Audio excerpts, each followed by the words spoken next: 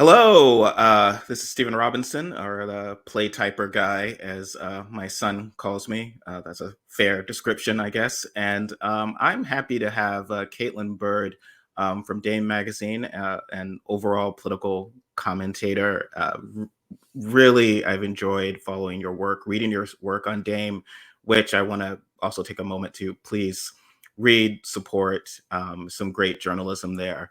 Um, from voices that don't get columns at the Atlantic, which is my sort of subtle segue. So let me jump into this while my wife is still listening to this. So Tom Nichols, who's a prominent former Republican never Trumper, had an article in the Atlantic about Ron DeSantis. And I should also clarify, Nichols is not pro DeSantis, but he's very anti minorities and specifically people of color, saying that DeSantis is a fascist. So he's like, well, no, he's not. He's just doing stuff to appease the base, even though trying to appease the base is beating up on minorities and some folks. So I'm just going to read this one specific um, paragraph and throw to Caitlin here because she has a lot of great thoughts on it. So he writes, elections have consequences. If the people of Florida, through their electoral choices, want to wreck one of their own colleges, it is within the state's legitimate power to do so.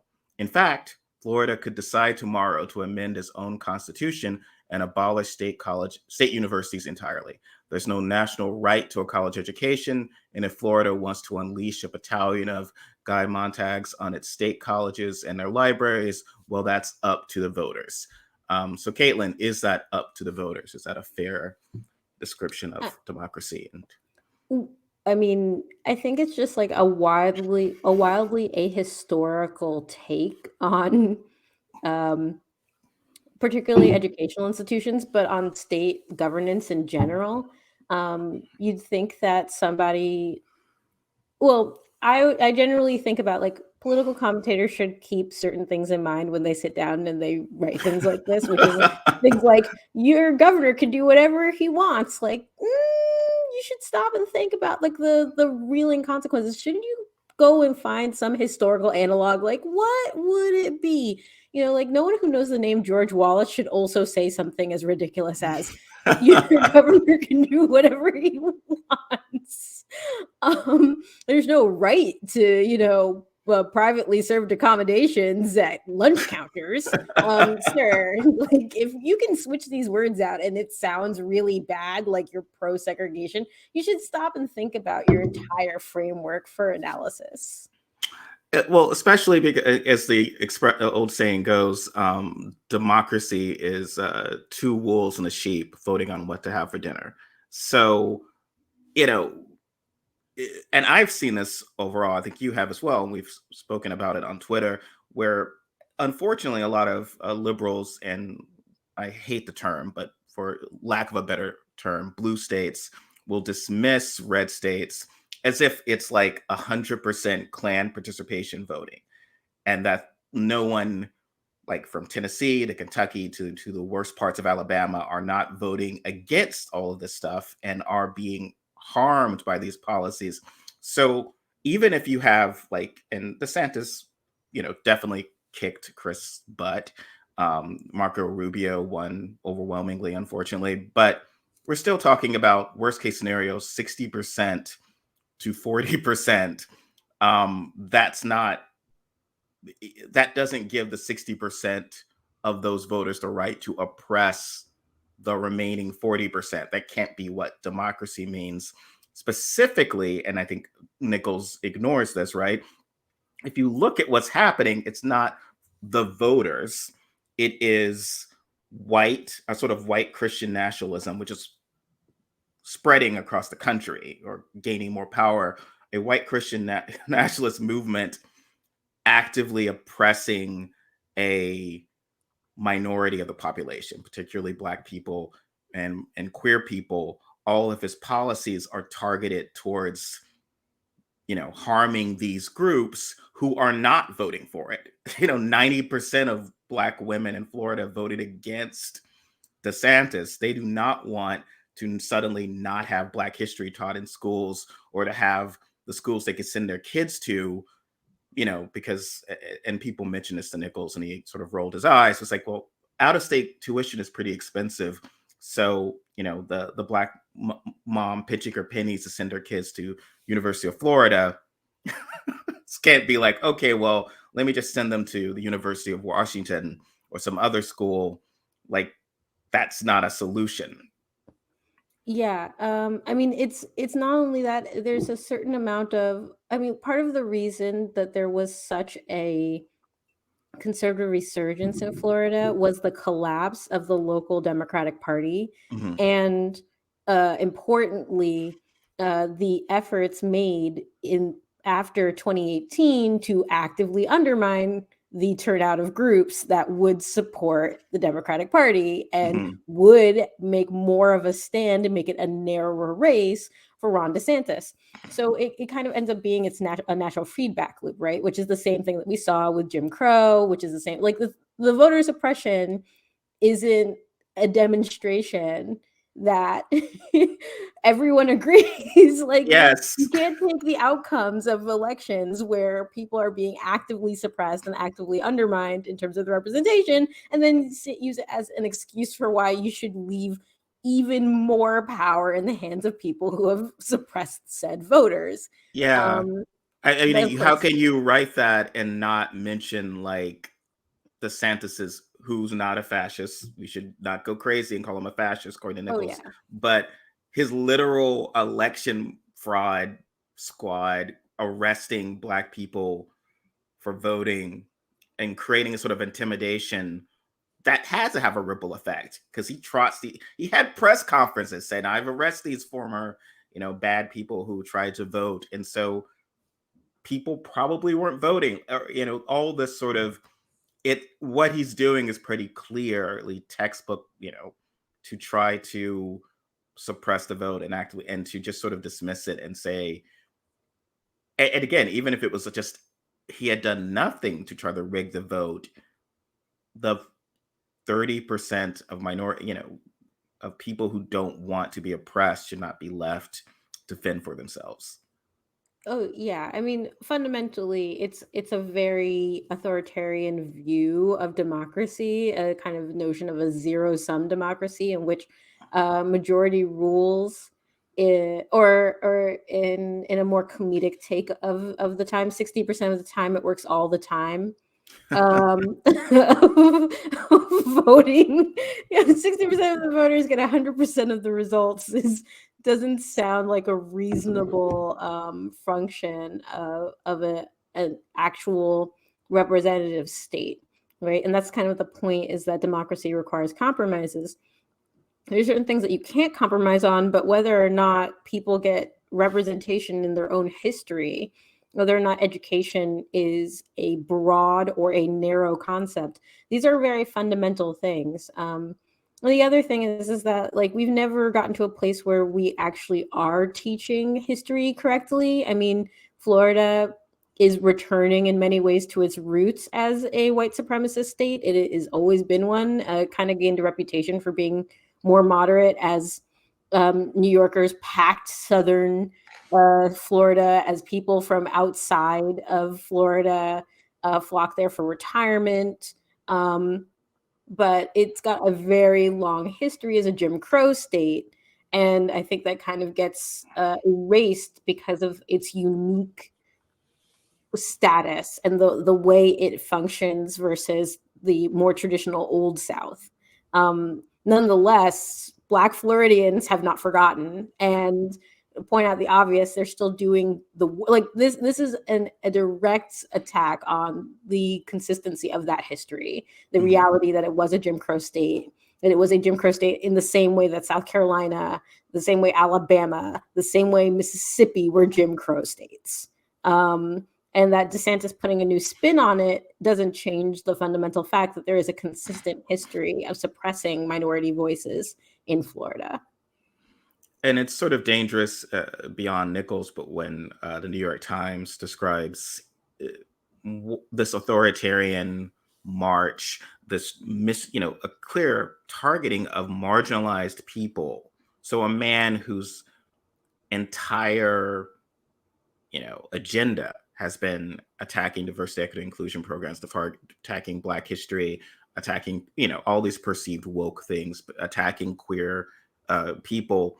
The New York Times frames as DeSantis taking on the establishment, and I always said that, like, when the Times writes something as if that's what the PR person wants, that's how I want to be presented, that's a problem. Like, well, how did we're not the establishment, we don't have power as in people of color. So he's attacking us. Like, what do you mean that he's taking on the establishment? That's sort of very a very scary reading. And the Times has, again, as you say, a history of doing that, like when it was covering Hitler in the 30s.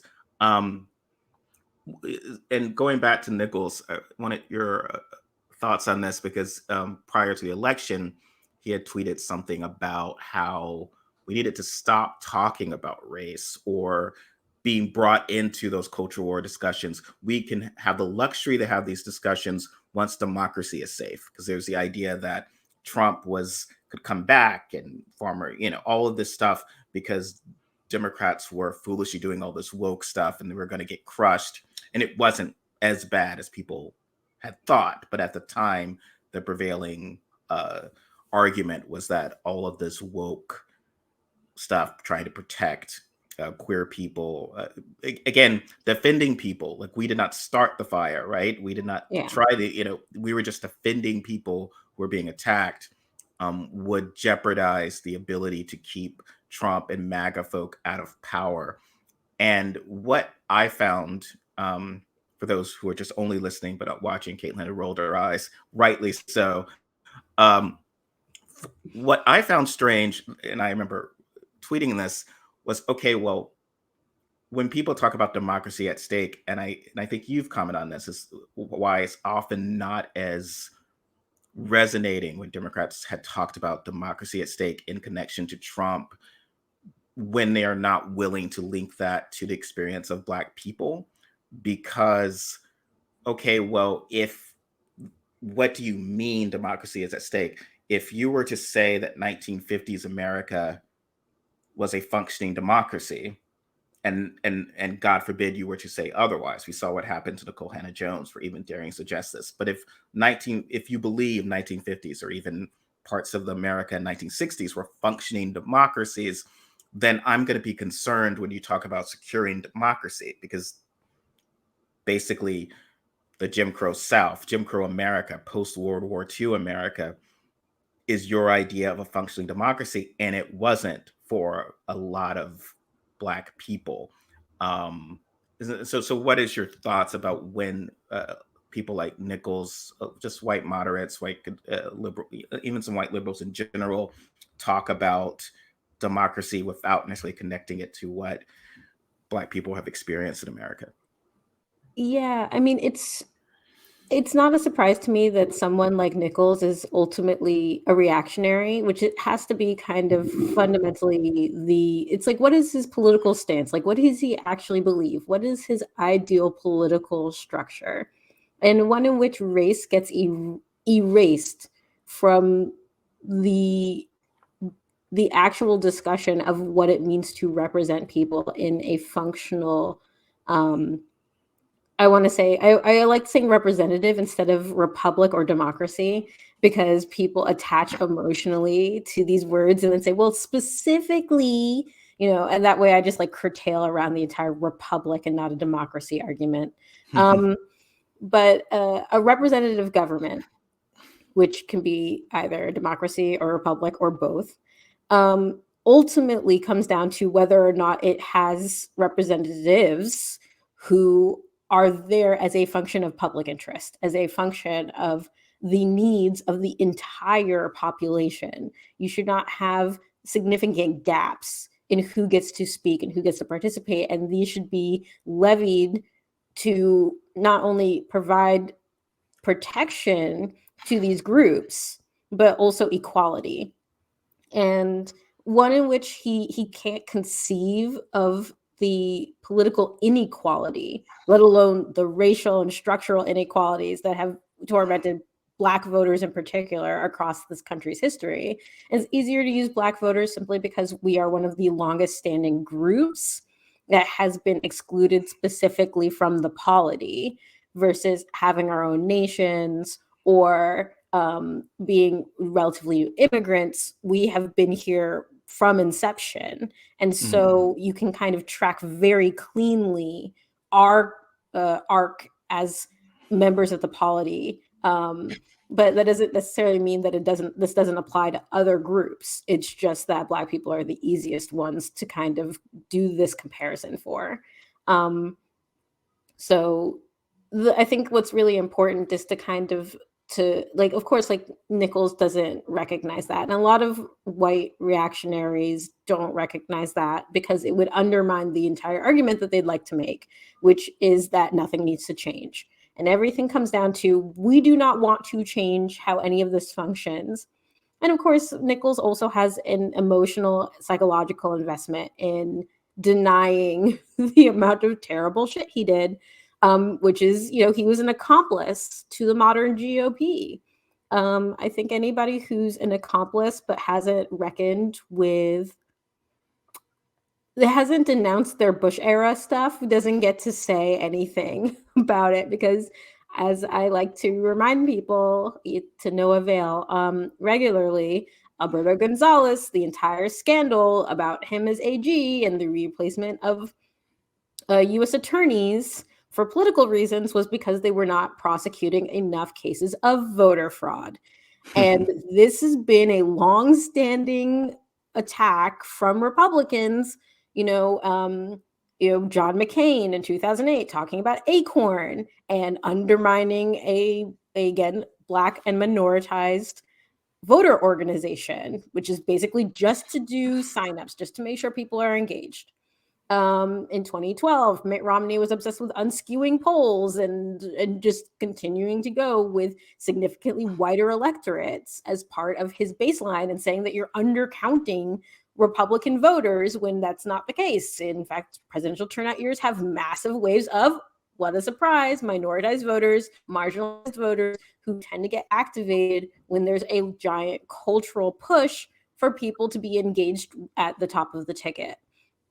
And we saw this happen over and over again before Trump showed up. So none of this is a surprise. And the fact that he can't trace it, and that history is always existing in a vacuum for these people, it's whatever they're feeling at any given moment. This is just another example of that kind of failure.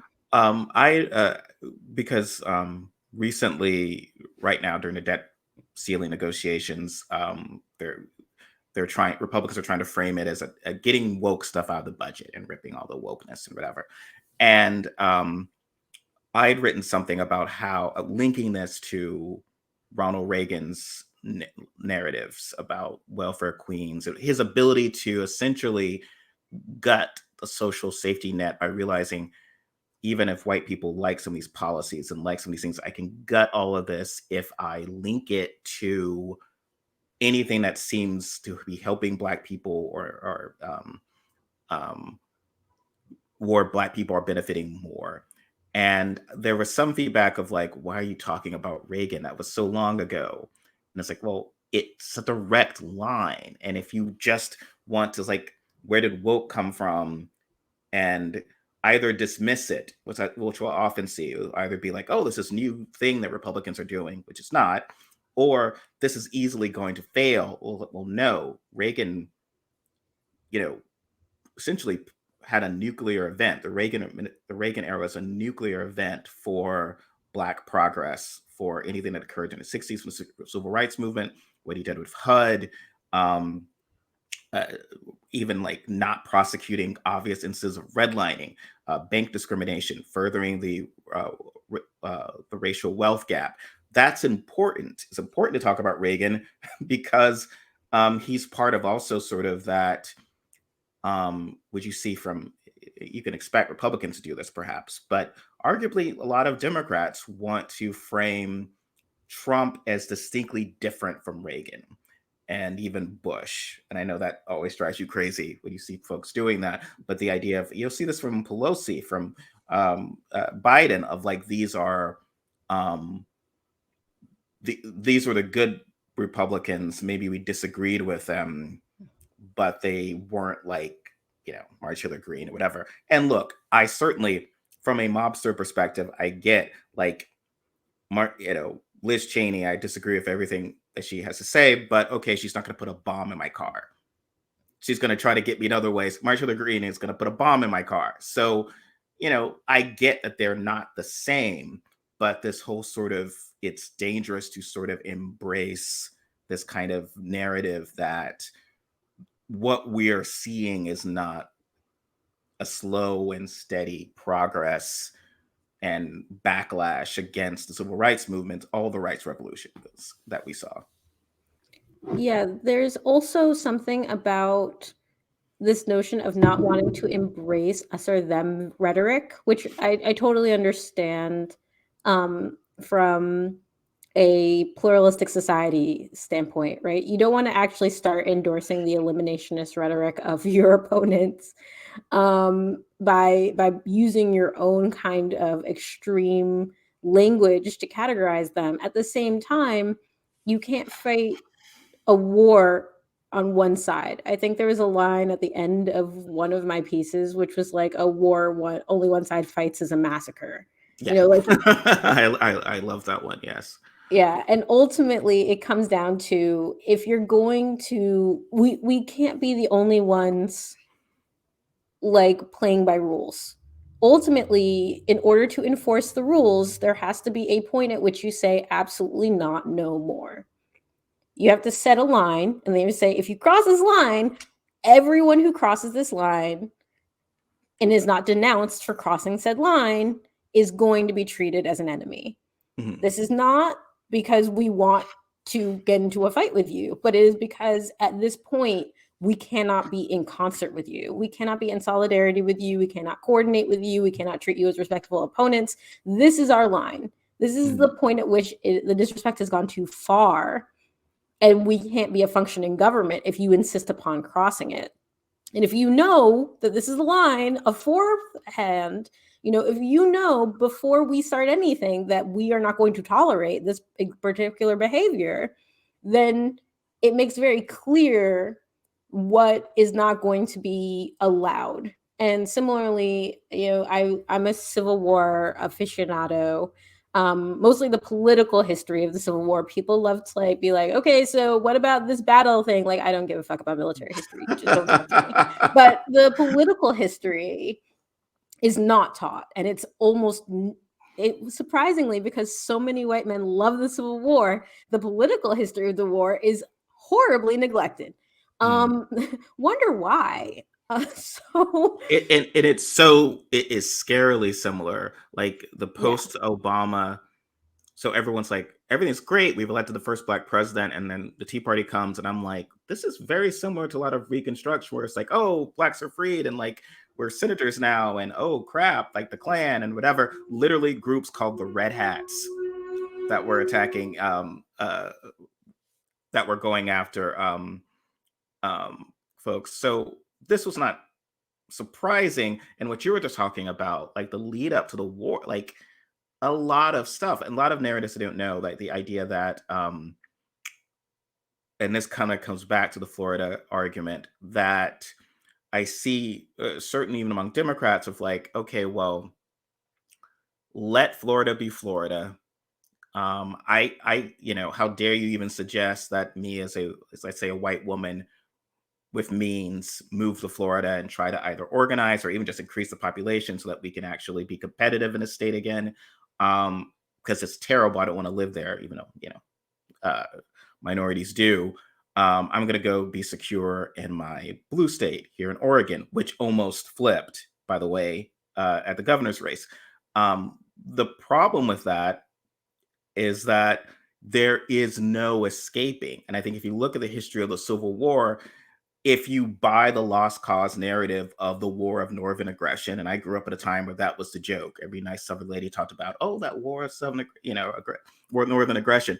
That's not what happened. It was a war of southern aggression, which is just like, we want slavery everywhere. We want, that was what the Fugitive Slave Act was about, and which you wound up getting with people with abortion rights saying, well, I actually don't want women leaving the state and getting abortions elsewhere. I don't want them going and rules against laws against trans people and queer people, banning black. That's going to be everywhere. There is no running from it. Like there's no that is sort of an annoying meme of like Bugs Bunny carving Florida. It's like those are 30 electoral votes and 2 senators.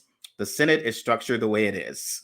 Electoral college is structured the way it is. So, unless we make certain moves and start winning states again that Obama had won, like Ohio, Florida, Iowa, like there's no room for error. Like if we only win Senate seats in states that a president can win, Democratic president can win at the top of the ticket, that means we're sort of maxed out at 50. That we are in a bad shape. We've got to do something to fix that. And that means perhaps going into these states and of course not essentially abandoning minorities and marginalized groups to, Jim Crow style leaders. But what is your thought on that, Kaitlin, when you see folks who are sort of, screw Florida, screw even Tennessee or so forth? Yeah, one of the things that's really interesting, again, being a Civil War aficionado, being a fan of Black history, is that you can, if you leave a fire burning out of control in one place, it's not going to stay in that place. As long as it has fuel, it will spread. And the notion of like, okay, you can just leave the terrible shit in that state is almost exactly what they're trying to kind of goad you into doing, because when you do that, you allow it to percolate. It is not going to get stuck in that state. One of the major catalysts for the Civil War wasn't just slavery. The simplistic answer is slavery, and it is. Slavery is engulfed in all of it. But the huge catalyst was the insistence that slavery needed to grow. The knowledge that if it stayed contained within the existing states, and only those states, and was not allowed to expand, it would die. Mm-hmm. They choked off the oxygen, it would die. You weren't allowed to. So like one of the things I wanted to talk about with DeSantis, the entire concept is, if you suppress knowledge about certain things, particularly Black history, particularly the understanding of the Black relationship to white America, these things are really, really important for illuminating how toxic so many of the structures are. But also, more importantly, it's exactly what Southerners did in the run up to the Civil War. They would not allow you to discuss slavery as a political issue. You were literally, there was a discussion that was supposed to be had about whether or not they should ban slavery from the District of Columbia. And this was in the 1850s. And again, a huge chunk of the discussion, as they got upset about it, was, they just had this whole fight over whether or not you could send abolitionist materials to rich white people in southern states. And basically the answer was no. They used federal control over the post office. Andrew Jackson, John C. Calhoun, and the super racist head of the Postal Service at the time all agreed that what they were going to do was make it illegal to transmit abolitionist teaching via the mail into southern states. So you can't mail anything. And abolitionists were like, because they were like, oh, if it reaches our enslaved people, they'll rise up and they'll murder us. And I was like, this I love how you managed to keep two thoughts in your head at the same time. One, slavery is great for Black people and they love it. And two, if they find out anything other than slavery, they're going to murder us all in our sleep. It's like, do you ever find your brain trying to like hold those two things together and finding that they don't go together at all? Like, at all? Like, do you ever find your brain trying to explode out of your head? Because you read these logic lines and you're like, so if it's great. Anyway, the point Yeah. is Well, that it's like not teaching slaves to read. As if exactly. so slaves are no better than pigs, but don't teach them how to read. As if like passing a law of like, don't try to like, look, Kaitlin, if you want to If teach your they cat to can't sing and read, dance, if you want to teach your cat to sing and dance, God love you. well, You know, like it's TikTok not work. is working on it. No, but the point is that like these things don't go together. And interestingly enough, enslaved people were allowed to learn how to read until the Nat Turner Rebellion, at which point where apparently abolitionist literature was in fact read and used through his pulpit, at which point they were like, well, maybe we should kill all these people. Not a bad thought, but not a strategically sound one. Nonetheless, that was part of the reason you got like this really strong pushback, which was basically like, if you let them read this stuff, and they were like, we're not sending, just to be clear, we sent a bunch of abolition stuff in the mail to white people. You slaves do not get mail, so we're confused as to how exactly we're supposed to have been instigating an uprising via something that people can't read and they won't get. So explain to us why the post is somehow this revolutionary tactic. And there's a lot of pushback around free speech. It was one of the first big free speech arguments that happened in the US. And they lost, abolitionists lost. But interestingly enough, you had the suppression of like anything, then when there was like, okay, well, we can't even talk about slavery as a political issue, as a political issue itself, that itself was instigation. You couldn't, and people were like, you can't disseminate the arguments in Congress about slavery to Southern states now. You can't And say that's anything. and that's eerily similar to now. We can't discuss race as a political issue, and so part of and I mentioned your thoughts on that. So the College Board kind of, I guess, folded and didn't Yeah. make the change, and so removed sort of what right wingers would describe as anything that is activism, which includes reparations, which is not sort of activism. It's like reparations was a sort of, how do you understand post Civil War history without understanding reparations, the push for reparations, both pro and con, and no discussion of that, no discussion of, and it's fascinating because you noted this, and I think Nichols, I don't think specifically to you, but broader, had been frustrated because it was like, well, I'm different from this writer, but conservatives had for years gone on about the loss of academic freedom at universities. And it was some area where I was somewhat a fellow traveler there because I tend to be like, I'm all for all ideas being taught. I don't think you should invite, you know, Ben Shapiro to your university because he's a moron and you shouldn't pay money for that. But if someone is, I'm sorry if your Black conservative thought is diamond and silk, right? Maybe there's a problem that over here, you've got all these great that I couldn't name them all, Black thinkers, and then conservatives are bringing them out. So they've had better than diamond and silk. I assume they would bring them out, and now it's just silk. But you know, their argument was against any sort of, Ta-Nehisi Coates and all these great thinkers could not be taught as a political, because it's all about advocacy, and it's not even just sort of the that I disagree. It's just that the 1619 Project is inherently racist and anti-American. Not just I disagree with the interpretation, and they do a lot of kind of, and I'm sure you've seen this on your own arguments. It'll be like trying to argue, okay, well, she got this date wrong, and that's why I'm debunking it. But really, my issue is just that she's pointing out that slavery was a major part of American history. and that white people didn't nicely come along and free Black people and give us rights. It was a constant battle. There was a clear antagonist and a clear against us receiving rights. And that's the story they don't want to tell.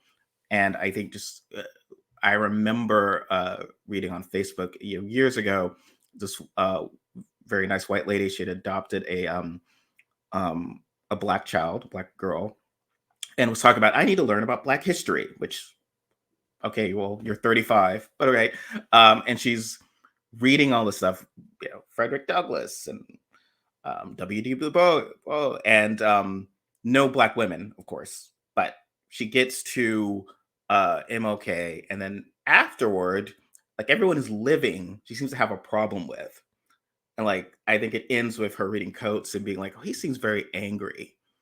So it's just that sort of summed up kind of how America wants Black history to be taught, right? None of the angry living Black people, and very sanitized versions of dead Black people.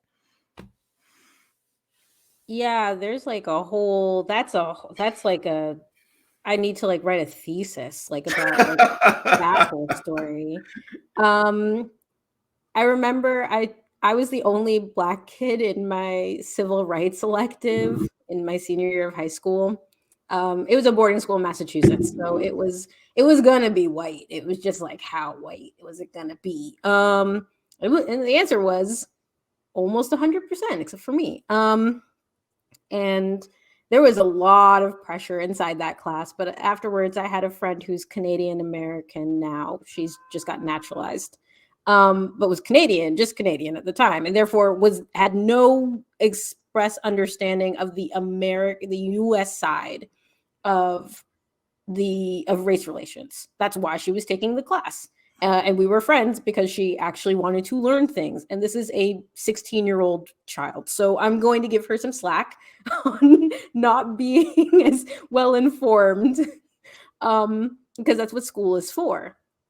And we left class one day and she was like, how are you not angry all the time? Like, how are you just not on a constant level of rage? And it was like, I don't have time to be angry all the time. Like, it would just sap all of the energy that has to go to anything else I'd like to achieve. As I've gotten older, I figured out better ways of integrating the anger all the time. But the fundamental truth is that those Black people were angry in their time. Oh yeah, they're white people.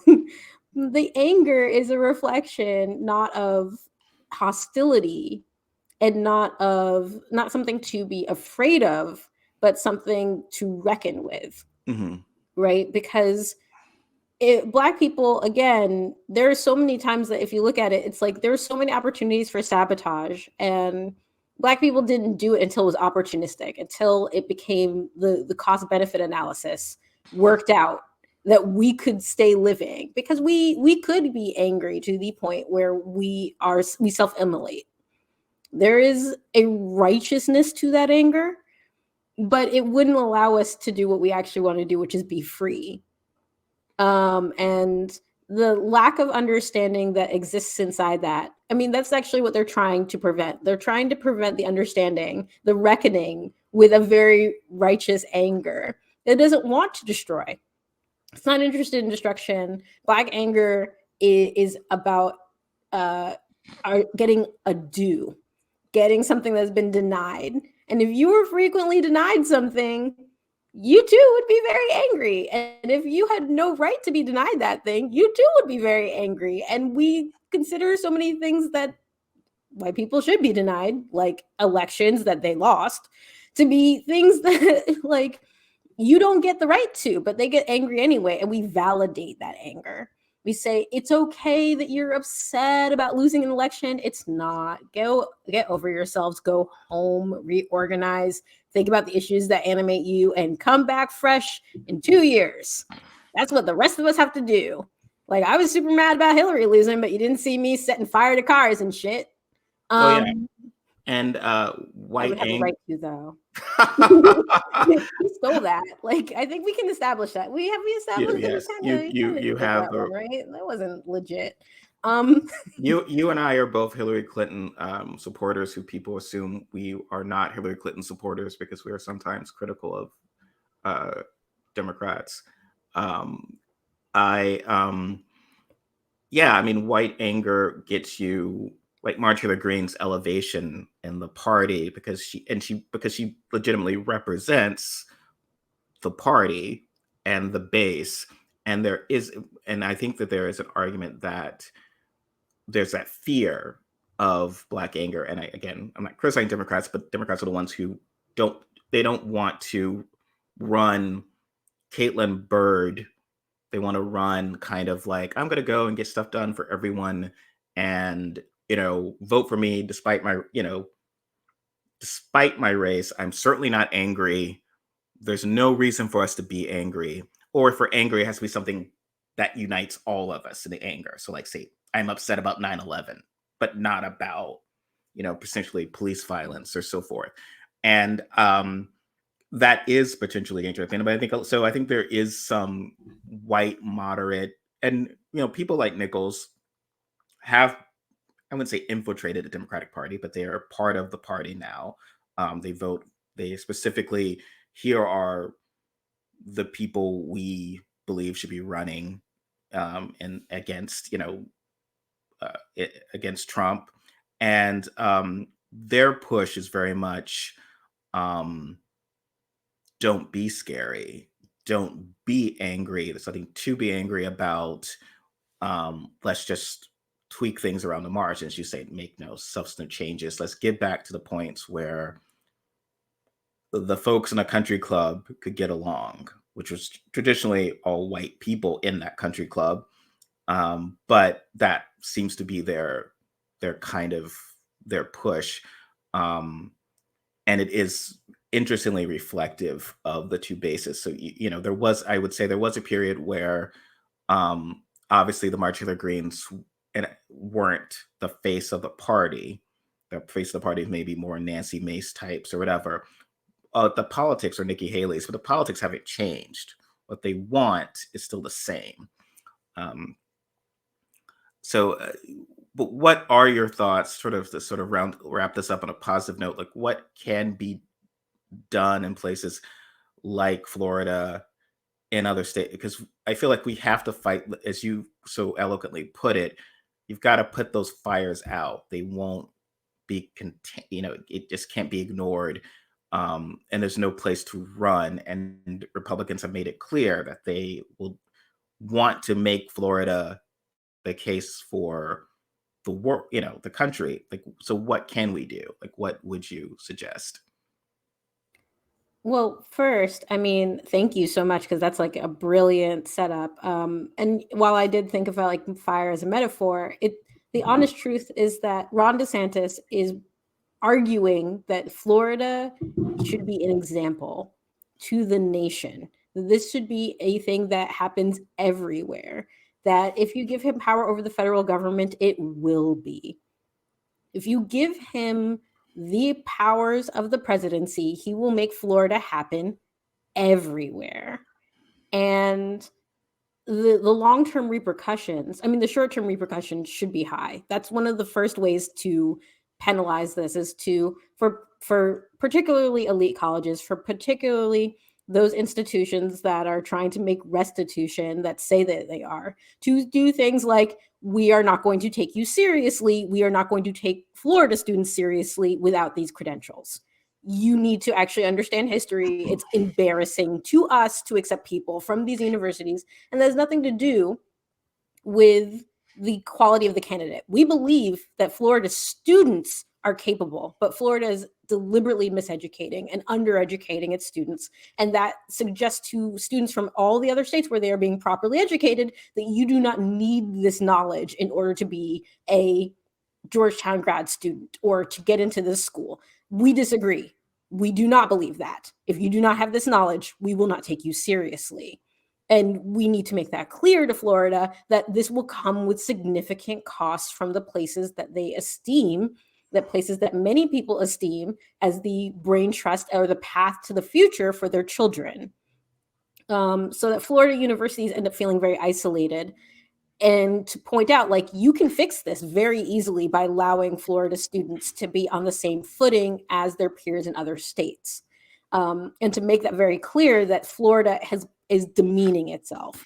Because once you do that, people are going to say, well, I don't want to block paths of opportunity for my kids. I don't want them to not be able to go to these kinds of schools. I think that, like, the opportunity to be properly educated is very important. Establishing that that's a proper level of education is very important. Establishing that there are going to be consequences for undermining your state education around its history. Florida, again, is a Jim Crow state. Historically, it was a state of the Confederacy. Historically, denying Black history is not just like a theoretical exercise like it is for possibly Hawaii, which has its own set of histories that need to be deeply explored in terms of white supremacy. But if they're not offering an AP African American history in Alaska, I'm not going to take it too personally. But if they were to suppress indigenous populations, I might start looking sideways, because those are people who, again, need to be centered in their discussions. And similarly, Florida has to center Black people because it is a state in which Black people have been historically oppressed and are being oppressed now.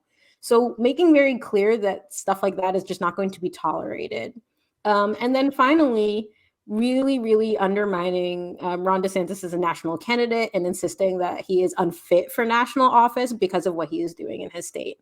He can be a despot all he wants, to the degree that we say, okay, well, there's literally no power that's stopping you, but we need to establish that being a despot is bad, and we don't want it spreading, and we're going to put a ring around the fire.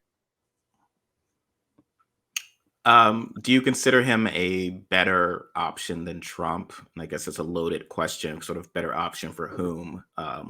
But I think he's a more plausibly deniable option than Trump. And I see a lot of people doing the work right now of explaining why he's not Trump.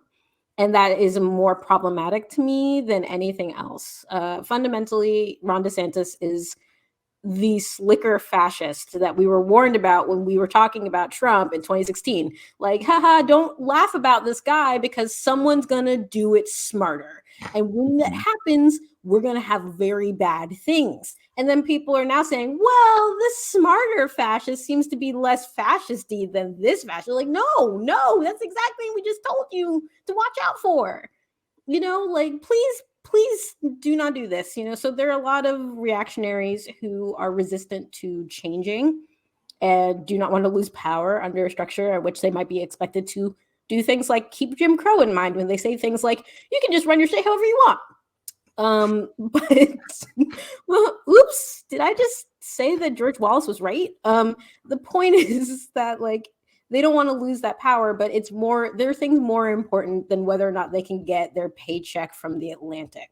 yeah, well, that and ultimately it's about, just to close this out, it's the idea of the white supremacy, not wanting to acknowledge the white supremacy, or not wanting to acknowledge essentially Black people being an occupied nation, essentially in America. So when convenient, conservatives will always talk about